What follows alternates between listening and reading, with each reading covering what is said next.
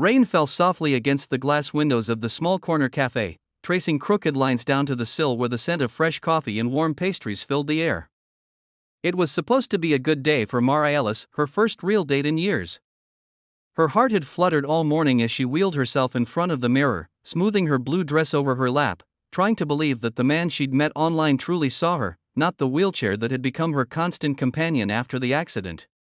But now, nearly an hour later, her coffee had gone cold, her makeup had started to smudge, and her reflection in the cafe window looked less like a woman on a date and more like a forgotten soul in a world that kept moving without her. If you believe that kindness, empathy, and second chances can still change someone's life, then please take a moment to like, comment, share, and subscribe to Kindly Tube, because stories like this remind us that love and humanity are never truly lost. The bell over the cafe door jingled again. Mara's head lifted, her heart leaping for a moment, but it wasn't him. Just another couple laughing, their hands entwined, sliding into the booth across the room. Her phone lay silent beside her cup. She had already checked it 20 times, staring at the single-scene message that had appeared half an hour ago from her date, Craig. He wasn't coming. No apology. No explanation. Just silence. Mara felt her throat tighten. She told herself not to cry here, not in public. But tears have a way of finding their path when dignity tries to hold them back. She turned toward the window, blinking fast, pretending to study the rain. Ever since the accident 2 years ago, a car crash that took her mobility and her fiancé in one brutal instant, life had been a battle between pretending to be strong and desperately wanting to feel seen again. This date had felt like a step forward, a fragile attempt to believe in herself again. But being stood up so publicly felt like being pushed back down into the same darkness she'd fought so hard to climb out of. Then, through the haze of humiliation and tears, she noticed a small shadow approaching her table, a child's giggle, soft and pure, cutting through the quiet hum of the cafe. When she looked up, a little girl stood beside her, no more than 6, with curly brown hair and eyes full of innocence.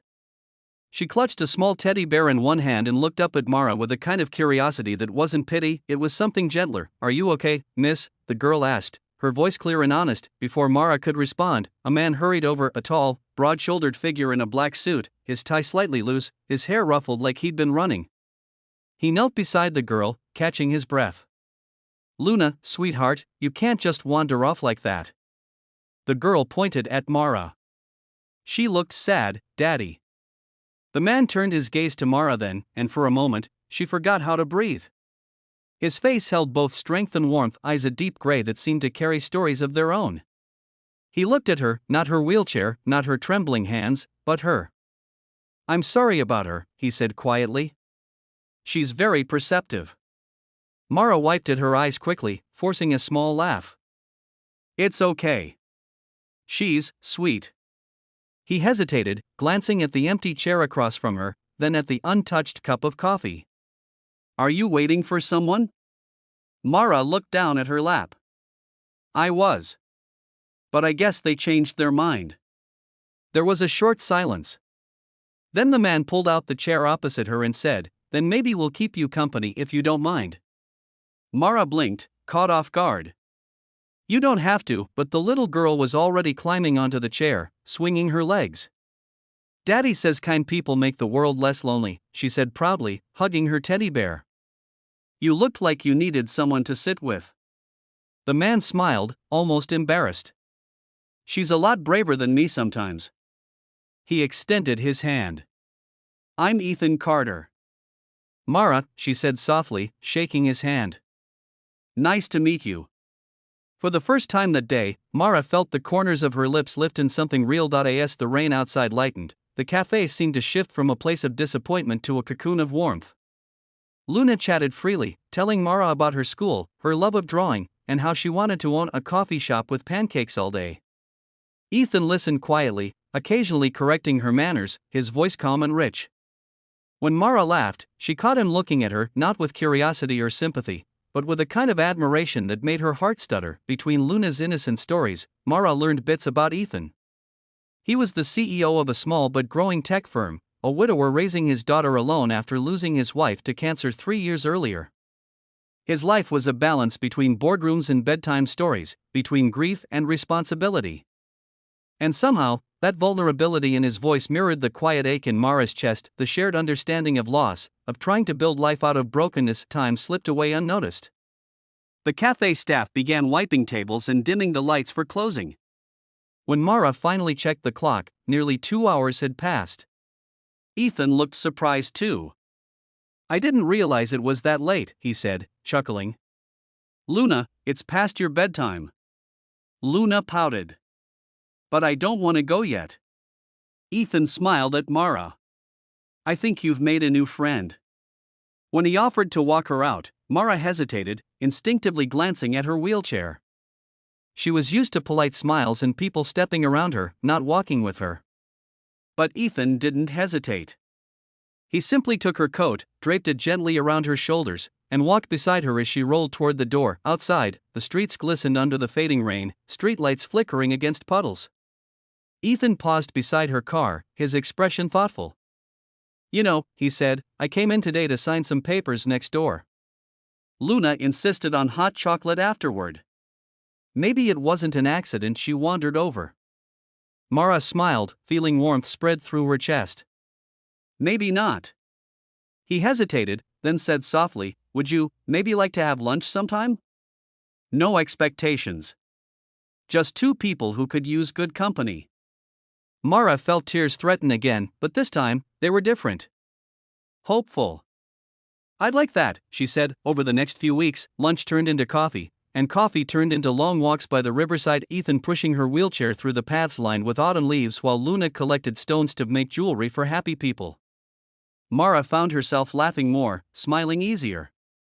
With Ethan, she didn't feel defined by her chair or her scars. He saw the woman beyond them, the one who still dreamed, still had so much love to give. Yet, despite the growing bond, Mara often lay awake at night, haunted by fear. What if he only felt pity? What if he woke up one day and realized she wasn't enough? She'd been abandoned before, and the wound of that rejection still bled quietly under every smile. One afternoon, as they sat by the cafe where they had first met, Mara's hands trembled as she finally voiced what had been gnawing at her. "Ethan, I need to ask, why me? You could be with anyone." He looked at her for a long moment before speaking.